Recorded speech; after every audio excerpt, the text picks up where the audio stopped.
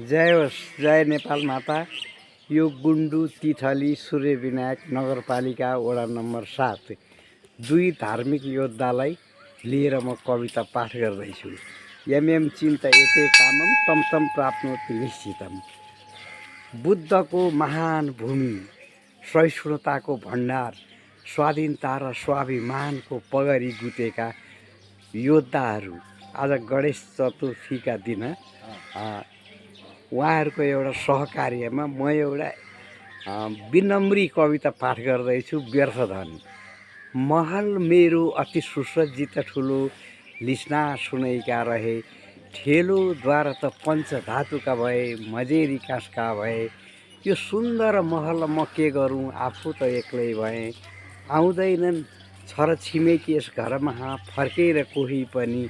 सम्झे कि कसो महल सन्ठको, आउँदैनन् किन हो सन्तै महन्तै पनि। बरु होस् घर छानु खरको, सन्तान होउन् भला। मुर्कुट्टा सरी भई नबाँच दुनियाँ, समाज होउन् ठुला। आँगन मेरो त वज्रको भयो, छाना त इस्पात रह्यो। झ्यालझ्यालका सितारा शोभा विहीनको, साँचो कुरा यो भयो। जय होस्, जय होस्। गुन्डु तिथली नगरकोटी बस्ती मेरो कर्मथलो। म कवि तथा गीतकार, द्वारिका ढुङ्गाना गुन्द्रुके साइलो। जय होस्।